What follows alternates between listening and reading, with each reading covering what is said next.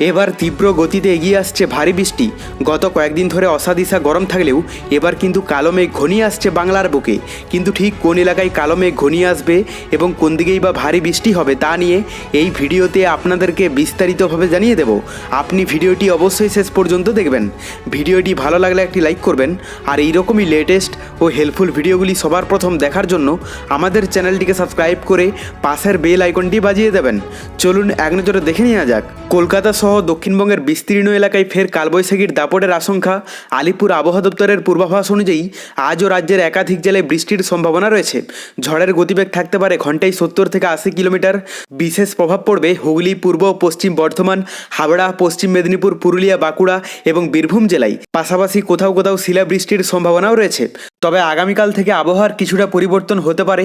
দুই মেদিনীপুর, ঝাড়গ্রাম ও দক্ষিণ 24 পরগনায় বিক্ষিপ্ত বৃষ্টি হলেও অন্যান্য জেলায় ধীরে ধীরে শুকনো আবহাওয়া ফিরবে। উত্তরবঙ্গেও আবহাওয়া অস্থির থাকবে। আলিপুরদুয়ার ও জলপাইগুড়িতে ভারী বৃষ্টির সম্ভাবনা রয়েছে। দার্জিলিং ও কালিম্পংয়ে শিলাবৃষ্টি হতে পারে। এই দুর্যোগ চলতে পারে আগামী সপ্তাহের শুরু পর্যন্ত। আবহাওয়াবিদদের মতে উত্তরপ্রদেশ থেকে মণিপুর পর্যন্ত বিস্তৃত একটি অক্ষরেখা এবং ছত্তিশগড়ের উপর অবস্থানরত ঘূর্ণাবর্তের প্রভাবে বঙ্গোপসাগর থেকে বিপুল জলীয় বাষ্প প্রবেশ করছে। তার জেরেই রাজ্য জুড়ে তৈরি হয়েছে ঝড় বৃষ্টির অনুকূল পরিস্থিতি। এই পরিস্থিতিতে মৎস্যজীবীদের সমুদ্রে না যাওয়ার পরামর্শ দেওয়া হয়েছে। তো এরপর আমরা যদি লাইভে আপডেটটা দেখে নিই, প্রথমে আমরা যদি আজ সকালের দিকে পশ্চিমবঙ্গের দক্ষিণবঙ্গের এলাকাগুলোর কথা বলি, তো এখানে কলকাতা থেকে শুরু করে হাওড়া, হুগলি, বর্ধমান, বাঁকুড়া, পুরুলিয়া, আসানসোল, বোলপুর, বহরমপুর, মুর্শিদাবাদ, নিচের দিকে খড়গপুর, জামশেদপুর, চাকুলিয়া, চন্দ্রকোনা, মোটামুটি দক্ষিণবঙ্গের বেশিরভাগ এলাকার আবহাওয়া পরিষ্কারই থাকবে। কোথাও সেই রকমভাবে বৃষ্টির সম্ভাবনা দেখতে পাওয়া যাচ্ছে না। বহরমপুরের আশেপাশের এলাকাগুলোতে হালকা ইফেক্ট থাকতে পারে, মানে হালকা বৃষ্টির সম্ভাবনা রয়েছে, পরিমাণে অনেকটাই কম থাকবে। এখানে বহরমপুর, মুর্শিদাবাদ, বেলডাঙ্গা এই সমস্ত এলাকাগুলোতে কিন্তু হালকা ইফেক্ট থাকবে। উপরের দিকে আমরা যদি উত্তরবঙ্গের আপডেটটা দেখে নিই, তো এখানে দার্জিলিং থেকে শুরু করে কালিম্পং, কার্শিয়ং, জলপাইগুড়ি, আলিপুরদুয়ার, কোচবিহারের আকাশে হালকা ইফেক্ট থাকতে পারে। খুব একটা ভারী বৃষ্টির সম্ভাবনা নেই। একেবারে যে পরিষ্কার আবহাওয়া থাকবে এমনটাও না, তবে সমস্ত এলাকা জুড়ে বিক্ষিপ্ত হারে কিন্তু বৃষ্টি দেখা যেতে পারে। আর বাংলাদেশের কথা বলতে গেলে এখানে সমুদ্র উপকূলবর্তী এলাকাগুলোতে ভালো ইফেক্ট পড়তে দেখতে পাওয়া যাচ্ছে সকালের দিকটাতে, কিন্তু ভিতরের এলাকার মধ্যে বেশিরভাগ এলাকার আবহাওয়া পরিষ্কারই থাকবে। সেই রকমভাবে বৃষ্টির সম্ভাবনা নেই ভিতরের এলাকার মধ্যে।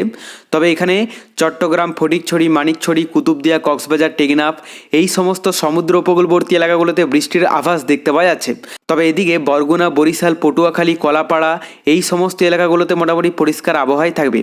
দুপুরের দিকটা আমরা যদি দেখে নিই, তো দুপুরের দিকের মধ্যে দক্ষিণবঙ্গের কোথাও মোটামুটি বৃষ্টির সম্ভাবনা নেই। সকালের মতো একই থাকবে, মানে পরিষ্কার আকাশই দেখতে পাওয়া যাচ্ছে। উত্তরবঙ্গে বিক্ষিপ্ত হারে বৃষ্টি থাকবে সকালের মতোই। আর বাংলাদেশের কথা বলতে গেলে সকালের দিকে সমুদ্র উপকূলবর্তী এলাকাগুলোতে ইফেক্ট পড়তে দেখতে পাওয়া গেলেও দুপুরের মধ্যে কিন্তু সেরকমভাবে ইফেক্ট নেই, মোটামুটি অনেকটা অংশেই কেটে যাবে। তবে দুপুরের দিকে এখানে ভিতরের এলাকাগুলোতে কিন্তু ইফেক্ট পড়তে দেখতে পাওয়া যাচ্ছে। সকালের দিকে ভিতরের এলাকাগুলোতে কিন্তু ইফেক্ট পড়তে দেখতে পাওয়া গিয়েছিল না, কিন্তু দুপুরের দিকে কিছুটা ইফেক্ট দেখতে পাওয়া যাচ্ছে। বিক্ষিপ্ত এলাকা জুড়ে বৃষ্টি হতে পারে।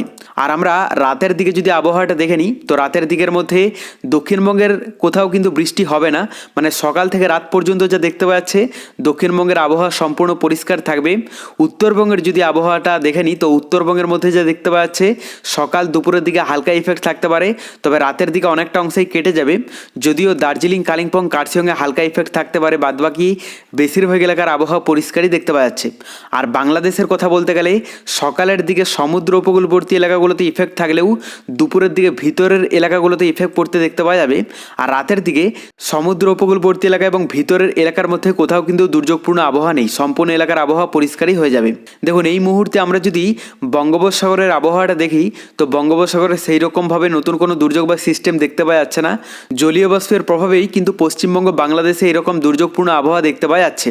গত কয়েকদিন ধরেই কিন্তু বিক্ষিপ্ত এলাকা জুড়ে বৃষ্টি হচ্ছে পশ্চিমবঙ্গ সহ বাংলাদেশের বিভিন্ন এলাকা জুড়েই, যার প্রভাবে অনেকটা অংশেই তাপমাত্রাও কিন্তু ফারাক লক্ষ্য করা গেছে। আমরা এরপর তাপমাত্রাটা দেখে নেব কতটা কি চেঞ্জেস লক্ষ্য করা যাচ্ছে। তো আজ দুপুরের দিকে আমরা যদি দক্ষিণবঙ্গের এলাকাগুলোর কথা বলি, কলকাতাতে 31 ডিগ্রি থাকবে, মানে খুব একটা অস্বস্তি ভাব থাকবে না, এবং বাদবাকি বেশিরভাগ এলাকার তাপমাত্রা থাকতে পারে 31-32 ডিগ্রির মধ্যে। উত্তরবঙ্গের যদি আপডেটটা দেখা যায়, তো এখানে দার্জিলিংয়ে যা দেখতে পাওয়া যাচ্ছে 18 ডিগ্রি থাকবে, পাশাপাশি কালিম্পং, কার্শিয়ং 19 ডিগ্রি, আর এদিকে জলপাইগুড়ি, আলিপুরদুয়ার, কোচবিহারের তাপমাত্রা থাকতে পারে 25 ডিগ্রির মধ্যে। বাংলাদেশের কথা বলতে গেলে সমুদ্র উপকূলবর্তী এলাকা এবং ভিতরের এলাকার মধ্যে বেশিরভাগ এলাকার তাপমাত্রা থাকতে পারে 26 ডিগ্রি থেকে শুরু করে 27-28 ডিগ্রি পর্যন্ত। তবে ঢাকাতে একটু বেশি থাকবে 30 ডিগ্রি সেলসিয়াস। এরপর আমরা রাতের দিকে তাপমাত্রাটা দেখে নেব। তো এখানে কলকাতাতে 24 ডিগ্রি দেখতে পাওয়া যাচ্ছে, পাশাপাশি বেশিরভাগ এলাকার তাপমাত্রা থাকতে পারে 21-22 ডিগ্রির মধ্যে। উত্তরবঙ্গের যদি আপডেটটা দেখা যায় তো এখানে দার্জিলিংয়ে 12 ডিগ্রি দেখতে পাওয়া যাচ্ছে, পাশাপাশি এখানে কালিম্পং, কার্শিয়ংয়ে 14 ডিগ্রি থাকবে, আর এদিকে জলপাইগুড়ি, আলিপুরদুয়ার, কোচবিহারের তাপমাত্রা থাকতে পারে 19 থেকে 20 ডিগ্রির মধ্যে। বাংলাদেশের কথা বলতে গেলে সমুদ্র উপকূলবর্তী এলাকা এবং ভিতরের এলাকার মধ্যে বেশিরভাগ এলাকার তাপমাত্রা থাকতে পারে 18 ডিগ্রি থেকে শুরু করে 19-20 ডিগ্রি পর্যন্ত।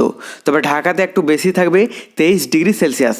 পরবর্তীতে বঙ্গোপসাগরের নতুন কোনো দুর্যোগের আভাস পেলে অবশ্যই আপনাদেরকে লাইভে জানিয়ে দেব। তার জন্য চ্যানেলটিকে সাবস্ক্রাইব করে রাখতে ভুলবেন না।